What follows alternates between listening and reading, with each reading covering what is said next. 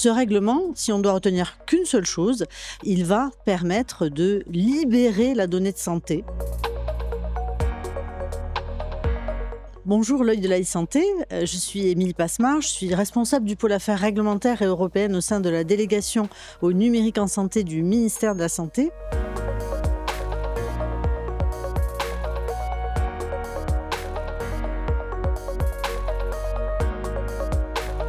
Concrètement, c'est quoi ce nouveau règlement? C'est une formidable opportunité, notamment pour les acteurs économiques du domaine de la e-santé.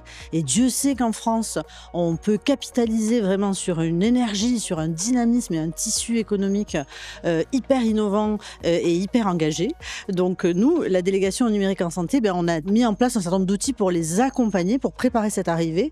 Ce règlement, si on doit retenir qu'une seule chose, il va permettre de libérer la donnée de santé pour pouvoir la réutiliser dans un cadre de confiance, et ça c'est très important, la confiance des citoyens, la confiance des professionnels de santé et la confiance aussi des industriels qui développent des outils d'innovation.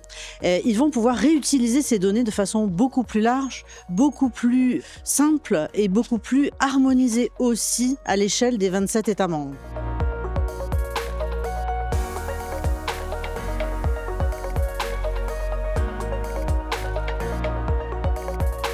Aujourd'hui, il y avait beaucoup de freins entre les différents États membres, beaucoup de silos de données disponibles ici ou là.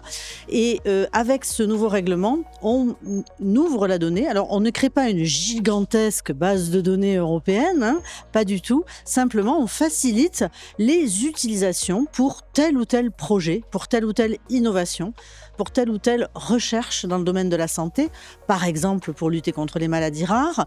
Et dans le domaine de l'innovation, ce règlement, il va permettre de disposer de gisements de données importants, par exemple pour entraîner des outils d'algorithmes pour l'intelligence artificielle. On sait à quel point la donnée à la source est essentielle.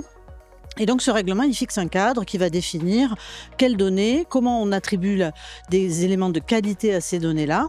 Et il donne aussi des pistes pour poser dans chaque État membre, avec quand même une liberté de manœuvre, les bases d'un modèle économique repensé.